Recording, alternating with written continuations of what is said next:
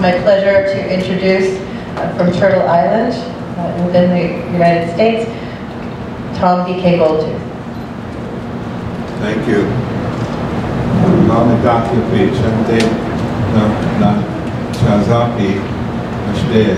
It's good to be here. From the deepest of my heart, I thank the organizers of this meeting as well as you as the participants, because this is a very important topic that we're talking about. Well, past couple days I've been out in the country,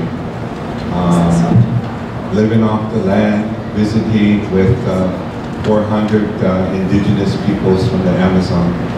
Many different tribes. It's the most tribes I've ever seen in one circle coming from the Amazon basin. And so we have that 400 plus another 100 indigenous peoples from throughout the world, from the four winds, the four directions. So we've been articulating our issues, our concerns. I want to mention that really quick because when I was coming through the check in the computer, I had mud on the bottom of my backpack.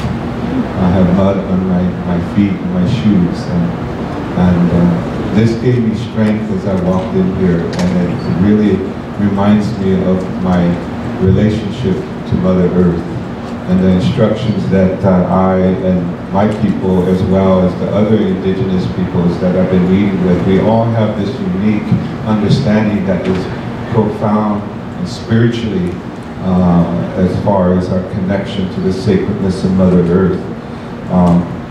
We've been including in our discussions this important topic of this movement of our non-indigenous brothers and sisters who are embracing this understanding of the well-being and the need to redefine your relationship with the sacredness of Mother Earth, especially that female principle of creation. What I want to mention is that in our articulation, looking at our history of 20 years since 1992, is many things have not changed with our native indigenous peoples. We're still confronting the same issues with mineral extraction, hydro dams like Velamati Dam, and now this whole regime of privatization of nature. Examples such as the pillar of green energy and privatization, modification of nature is these carbon offsets, carbon trading regimes within the climate change negotiations, and it's crept into the UN Convention on Biological Diversity around benefit sharing of our indigenous knowledge. What it involves is a society that has lost its face as far as its relationship again with Mother Earth. We define our relationship around our responsibilities to the natural laws that have woven into our original instructions, our indigenous teachings. And we've been studying the documents, many documents around this, and we support, this petition, this effort to launch this movement.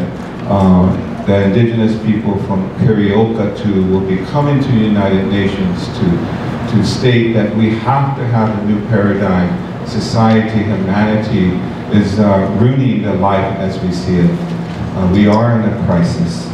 So I'm here to convey the breadth of understanding of our indigenous peoples who have gathered at Carioca that we support this new movement, because we're confronting these private industries and corporations that have jurisprudence. They have the legal systems behind them, and we have always struggled as indigenous peoples around environmental and economic justice to try to have standing as we take in these courts within colonial governments.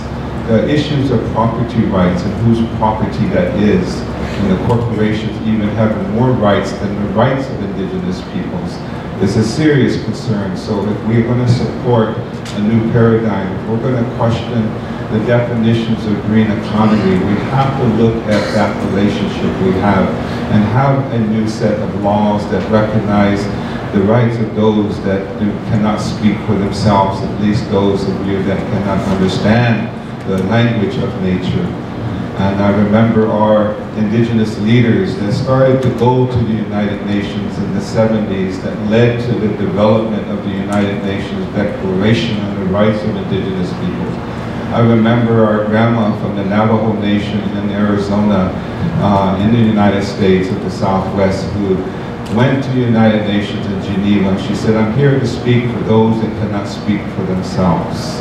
And this was the animals and the birds. And so we have always embraced the need to have a system that recognizes our rivers and the importance of our water, the importance of our ecosystems. So I just wanted to say that as a brief introduction on a vast and a wealth of information that we have as indigenous peoples, that this is a much needed effort to again redefine that relationship we have.